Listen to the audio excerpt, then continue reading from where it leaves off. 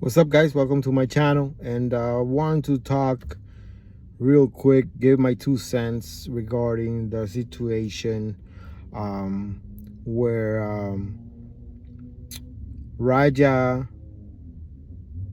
Jackson, Rampage Jackson's son, assaulted and almost killed a pro wrestler guy, the guy called Stu Smith, I believe is his name, and I hope that Stu is making a full recovery, and I hope that he doesn't have any brain damage, and that he's all right. That was fucked up the way he was almost like set up, and this guy out of the blue just beat the shit out of him. I think there was family there, and even his kids, if I'm not mistaken. I think I heard that.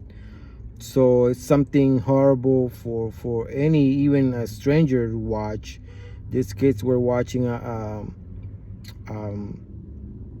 pro wrestling show, and I don't think that's what they signed up for. Having this guy just wail on another wrestler, making him bleed and almost killing him. And kudos to the guy, the pro wrestler that jumped in and saved this guy's life, basically. Um, I think that's the most important part of all this situation. The good thing is that this guy's still alive, Stu's still alive, and hopefully he makes a full recovery. There's no brain damage, like I mentioned. There's no lasting effects. From what I heard, that guy's a veteran, and it was a messed up situation, and it's really fucked up that his fellow pro wrestlers kind of didn't look out for him. The guy in the hat, who kind of stirred the fire, fanned the fire, the flames. He kind of goaded this guy, Raja Jackson.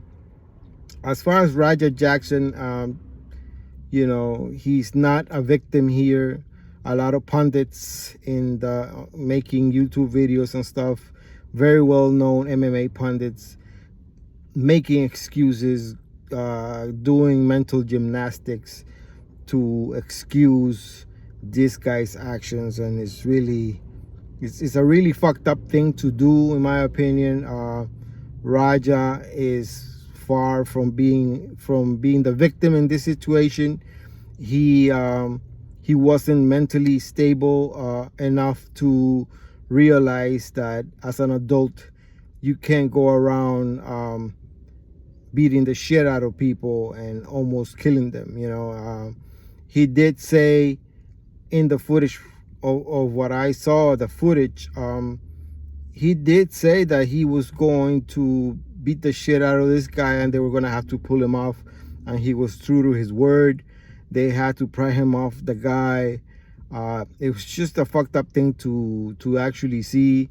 They say that Raja Jackson is an MMA fighter. I never really seen him fight.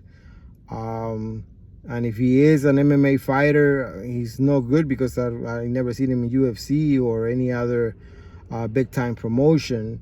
I don't even know what his record is or whatever, but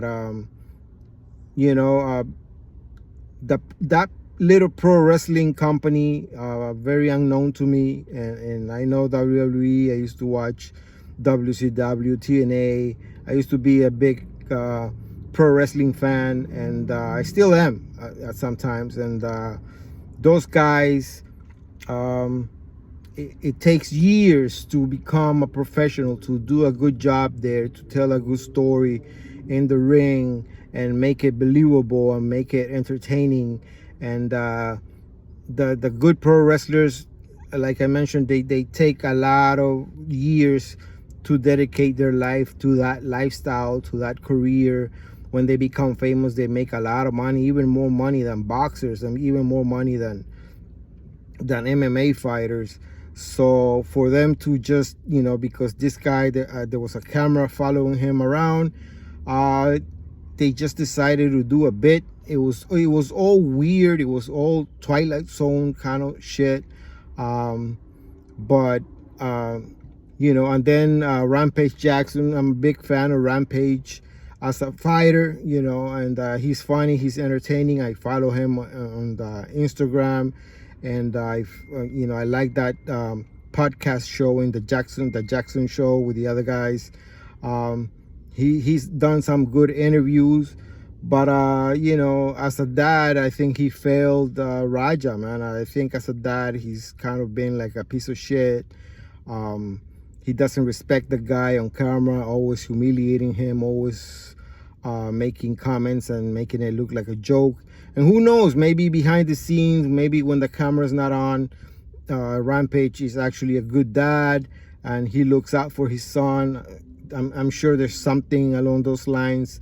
But online, when the cameras are on, I guess it's his way of trying to be cool that he treats his son like he was some other guy, and it's messed up. It's a messed up situation. He didn't help, is what I'm trying to say. He didn't help.